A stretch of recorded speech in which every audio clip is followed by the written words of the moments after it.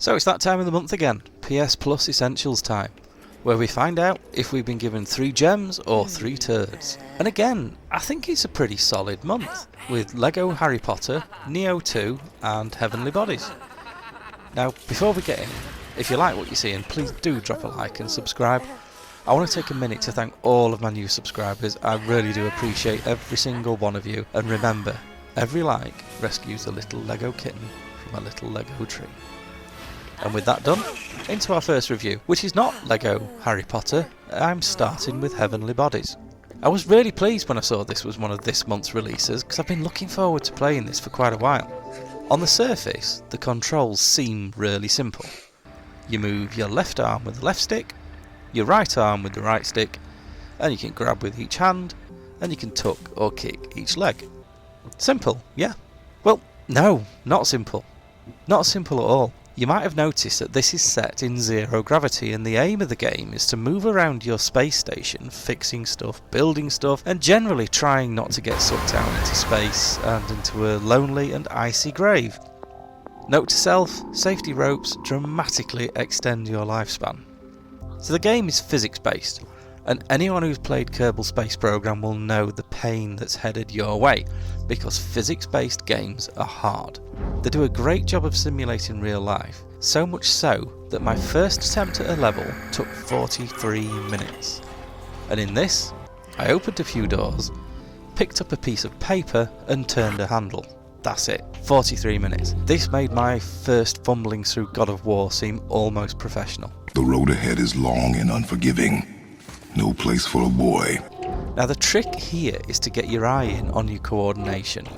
You need to flick and prod yourself in the right direction whilst adapting to the fact that you're spinning all the time. So left becomes right and up becomes down really quickly.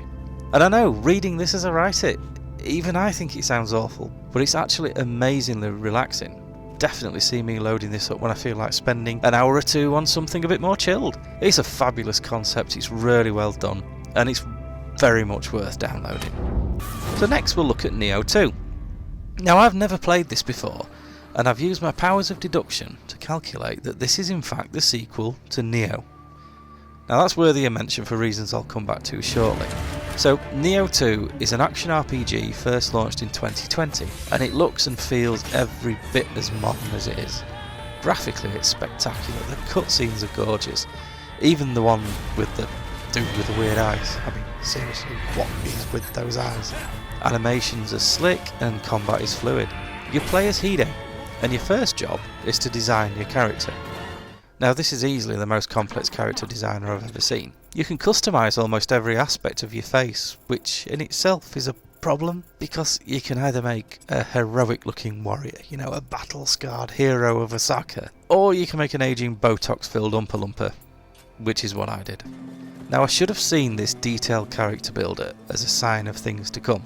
If I had, I would have spent a lot less time pissing around with it, because when you get into the game the complexity continues. When your Botox Oompa Loompa is ready, you can dive straight into the tutorials, which are probably the hardest tutorials I've ever done. There's definitely a whiff of "what kind of fucked up toy is this?" You'll choose your first weapons, and you'll be walked through a snippet of the attacks and weapons available. You'll learn how to harvest stamina through the key pulse and the basics of combat and the godlike yokai mode, where you actually become one of the demons you've been killing. You'll collect soul cores and master high, medium and low stances so you can take on some truly spectacular enemies. And here is my first problem. None of this makes any sense to me at all. As someone who didn't play the first game, I found it incredibly difficult to navigate the skills tree and combat system without knowing some of the basics, the language and the lore from the first game. So if you didn't play the first game, this is going to be a lot harder for you. And it only gets worse when you find out that you can't summon a visitor because you don't have enough Choco Cups. I mean, what in the name of Zeus's butthole isn't a Choco Cup? Because, well, it could prove to be useful information. Maybe! Now I don't want you to think I have a downer on this game, because I don't. I don't think Nioh 2 is a bad game. Far from it. I think it's brilliant. I think this could well turn out to be my next big crusade. It seems deep like The Witcher 3, brutal like God of War, and all garnished with a little bit of Ghost of Tsushima juice. My only problem is the learning curve. It's not that it's steep, it's freaking vertical. I was underground for 3 days, in the dark. So this is definitely one to claim now while it's free, but don't download it and play it until you can give it the time it deserves, and it does deserve the time. Finally, I've got LEGO Harry Potter, and if you're a fan of either, please accept my sincere apologies for this review as I'm already running over time. It's a LEGO game about Harry Potter. If you like LEGO games, you'll probably like this too. You switch characters, you build stuff to solve puzzles, all as characters from Harry Potter. That's really all there is to it, so here's some footage.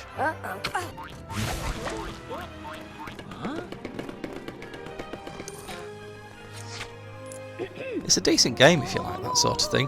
A bit on the easy side like most LEGO games, but it's a nice fun distraction if you've just had your arse handed to you for the 96th time by the same horse demon thing in Nioh II.